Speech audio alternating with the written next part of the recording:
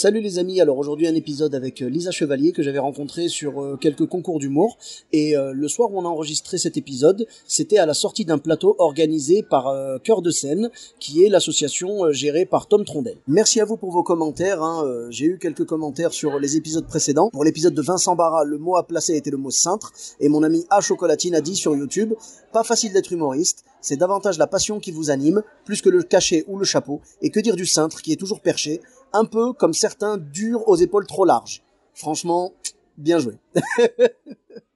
Bien joué. C'est vrai qu'on est un peu perché, il y a des humoristes un peu perchés, mais bon, j'en ai eu dans le podcast, mais pas tant que ça va, la plupart des humoristes sont à peu près normaux, on va dire, mais bon, je pense que ça va être marrant à terme de recevoir des humoristes un petit peu plus foufou. Ensuite, on avait l'épisode avec Quentin Vanna, où il fallait placer le mot enjoliveur, et donc A Chocolatine a commenté, pour se sortir de certaines galères, il faut avoir un courage de déjanter. Parfois, on déjante si vite qu'on n'a même pas le temps de retirer les enjoliveurs. Ah oui, ouais, il y a des galères, on a bien galéré justement pour se sortir de galères, tout simplement. Il y a des humoristes déjantés, c'est ce que je disais. Moi, je pense par exemple à Alexis Tramoni, avec qui j'ai discuté quelques fois, et franchement, j'ai hâte de le recevoir dans le podcast. Vu son univers sur scène, je pense qu'il doit avoir perdu les enjoliveurs quelques fois, et j'ai hâte d'entendre ça.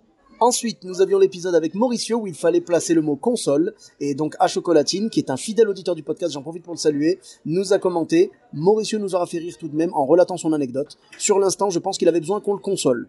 Et en effet, c'est vrai que ça, c'est un truc qui fait mal en fait. C'est que chaque fois qu'il nous arrive des galères, on a envie d'en rire plus tard, mais sur le moment, on aurait juste besoin de quelqu'un qui vienne nous chercher avec un plaid et qui nous prenne dans ses bras, genre t'inquiète pas, ça va bien se passer, ça va aller mieux bientôt. Il y a des fois, je vous assure que quand je suis sorti de certaines scènes, un câlin m'aurait fait du bien. C'est juste, tu rentres à la maison, t'as ton fils, papa, et il te prend dans ses bras et tout. Et toi, tu le serres dans tes bras et le gamin, il se dit, oh, mon père, il m'aime. Non, ton père a juste besoin qu'on le console parce qu'il sort d'un bide. Et enfin, pour l'épisode avec El Goulami, le mot à placer, c'était le mot yaourt. Et j'ai mon ami Dominique Panchou, qui était dans le podcast également, qui a commenté, j'ai un yaourt dans la tête. Est-ce que ça fait de moi un schizo? Je fais mon autopsie. Donc, autopsie en 2 mots, évidemment. Il aime beaucoup les jeux de mots et il a dit, elle est pas de moi. Alors, je sais pas de qui elle est. Mais en tout cas, un yaourt dans la tête. Écoute, j'avais déjà entendu, moi, ça me rappelle une expression que j'avais entendue dans Ghostbusters, dans le 2, je crois, si je dis pas de bêtises. Je crois que c'était le 2. Non, c'était dans le 1. C'était dans le premier Ghostbusters. Désolé, je sais qu'on parle des années 80, là, voilà. Et donc, c'était le personnage de Winston Zedmore qui disait, on lui posait une question et il disait, j'ai la cervelle en sauce blanche.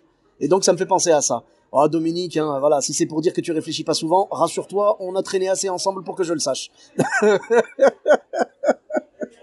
J'en profite, c'est un ami très proche et je le taquine, voilà, je sais qu'il peut encaisser les coups, y a pas de problème. Allez, bis à toi mon Dominique, bis à Chocolatine et bis à tous ceux qui écoutent le podcast, merci à vous. Et pour cet épisode, le mot que je vais vous donner, c'est le mot gobelet. Voilà, vous allez devoir placer le mot gobelet dans un commentaire, voilà, vous mettez 5 étoiles et un commentaire sur Apple Podcast, Podcast Addict, Spotify, là où il est possible de le faire. Vous pouvez le faire aussi sur YouTube, voilà, bon c'est dommage, ce ne sont que des commentaires, il n'y a pas vraiment de notes, mais c'est pas grave, on prend tout ce qu'il y a aucun souci. Merci à vous en tout cas, et je vous souhaite une excellente écoute pour cet épisode avec Lisa Chevalier. Je vous dis à très bientôt les amis, bis à tous, même à toi là-bas. Salut les amis, c'est Sofiane, on se retrouve pour un nouvel épisode du podcast. C'est en forgeant qu'on devient forgeron et c'est en galérant qu'on devient humoriste. Voici Galère d'humoriste avec aujourd'hui Lisa Chevalier. Salut Lisa, comment tu vas? Eh ben ça va très bien, merci de me recevoir. Merci à toi d'avoir accepté l'invitation, avec grand plaisir. Et donc tu avais une ou plusieurs anecdotes à nous raconter? Oh là là, des anecdotes on en a quand on fait de la scène. Ouais. Moi je repense avec un grand sourire à une fois où j'étais du côté de Perpignan au Soleil. Et c'était... Alors, on en profite pour saluer l'équipe du Soleil Comedy Club. Christophe. Adorable, ouais. Adorable. Salut les gars. Tous les bénévoles, c'est une soirée l'équipe. exceptionnelle. Ah, j'ai joué une fois là-bas, j'ai kiffé. Et d'ailleurs c'était une de mes dernières dates juste avant le Covid. Donc ça va. Moi c'était pendant les gilets jaunes, mais parce qu'il faut en parler aussi de ça. C'est pas le même virus, c'est pas le même, c'est pas la même pandémie. Mais les conséquences sur le spectacle ont été nombreuses aussi. Ouais, malheureusement c'était ouais. Et je partageais la scène avec Nilsson que j'embrasse aussi au passage, qui était dans le podcast également. Et ben voilà, et Christelle Rassia qui est une humoriste du sud. D'accord. Voilà. Qui était la locale de l'État. Eh bien, on la salue également. Je la connais pas, mais on la salue également et elle sera la bienvenue dans le podcast. Bah voilà. Et puis, je passais en première, je crois. Ouais, tout à fait. Ouais. Et donc, on s'enchaînait. Enfin, j'ai annoncé Nilsson qui passait après moi. Et donc, je suis sortie de scène et mon micro était encore allumé. Et bah, bien sûr, moi, j'ai balancé une phrase, du coup, que tout le monde a entendu dans la scène.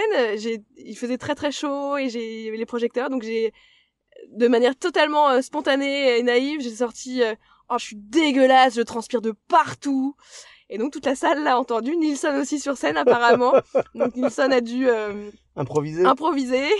Mais c'était, j'ai pas su tout de suite qu'on avait entendu, mais à la fin du coup tous les gens m'ont dit oui, on t'a bien entendu. Quand t'as vu tous les spectateurs t'amener des mouchoirs, tu t'es dit peut-être ils ont entendu. Oui, voilà, c'est ça. Mais ça reste, voilà, c'est du spectacle vivant et c'était trop cool. Donc ça c'était trop chouette. C'était trop chouette. Ah bah c'est cool. Ouais, j'avoue que le chèque accompagné d'un déo, c'était peut-être un truc qui aurait dû te mettre la puce à l'oreille, ouais, c'est vrai. Bah ouais, non mais il faisait hyper chaud et puis non mais la salle était pleine aussi. Et en même temps, c'est la chaleur humaine de la salle. C'est la chaleur plus humaine. Perpignan quoi, tu vois, c'est voilà, ouais. C'est à quelques kilomètres de Perpignan, c'est vraiment c'est le soleil quoi, c'est le sud. Bah c'est ça.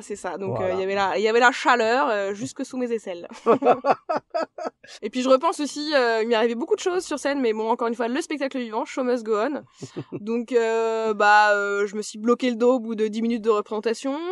Aïe. J'ai perdu une lentille au bout de 20 minutes, donc j'ai joué borgne. Et puis vous pouvez être sûr, ou pratiquement sûr que quand je joue, il y a un match de foot en face. Voilà, donc moi qui suis absolument pas fan de foot, quand j'arrive à Marseille et qu'on me dit oui, il y a l'OM en Ligue Europa au stade Vélodrome, je sens que ça va être un petit peu dur pour moi.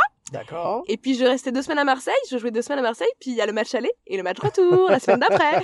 Donc j'ai eu 2 soirées un petit peu difficiles à cause du foot, parce que là-bas à Marseille, j'avoue je rivalise pas face à l'OM au stade Vélodrome. Ben tu sais quoi, j'ai eu la même chose. Ouais, voilà. J'ai joué à Dijon. Je faisais une date à Dijon. Ils ont une équipe de foot? Oui. Et le problème, c'est que ce soir-là, alors, j'ai pas eu de bol. Parce que, à la base, je partais jouer mon spectacle. Mon spectacle, il était prévu de longue date et tout. Je vais jouer là-bas. Et, j'arrive et on me dit, t'as pas de chance. Parce que le match, il devait se jouer demain, entre Dijon et le PSG. Ah oui. Donc voilà, c'est pas Dijon contre la ville d'à côté, hein. Ouais, c'est Dijon contre le PSG. Quoi. On est d'accord. Dijon contre le PSG. Et là, le mec me fait t'as pas de bol parce que le match devait avoir lieu demain et finalement ils l'ont avancé aujourd'hui. Voilà. Donc j'ai vraiment pas eu de bol. Et puis voilà, la finale de la Coupe du Monde 2018. Ouais. Bon je jouais au Festival d'Avignon. La finale était, moi je priais pour qu'il n'avance pas dans le championnat. Et puis le match était à 17h. Moi je jouais à 16h30. Ça a été très très dur ce soir-là, mais bon pour tous les spectacles à Avignon. Mais bon, c'est aussi une ferveur populaire, donc bon c'est chouette aussi. Mais continuez à aller voir des spectacles. Ben voilà, absolument. Malheureusement on peut pas lutter contre. Tu sais quoi, il y a 2 choses contre lesquelles on peut pas lutter, c'est les matchs de foot et les restos quand les gens mangent. Tu vois, quand les gens les terrasses, on peut pas lutter. On peut pas battre, non désolé. Ouais. L'entrecôte sera toujours plus forte que la vanne. En tout cas, merci beaucoup et courage à nous dans cette période de reprise. Merci à toi, avec grand plaisir. Et où est-ce qu'on peut te retrouver sur les réseaux sociaux? Lisa Chevalier sur Instagram, sur Facebook, Chevalier avec 2 L. Avec plaisir. Eh bien, c'est noté. Et pour ma part, vous me retrouvez sur tous les réseaux sociaux. Sofiane Etaï, E2TAI, sur Facebook, Twitter, YouTube, Instagram et TikTok. N'hésitez pas à laisser 5 étoiles et un commentaire sur Apple Podcast et sur Podcast Addict. Je vous dis à très bientôt pour un nouvel épisode. Bisous à tous, même à toi là-bas.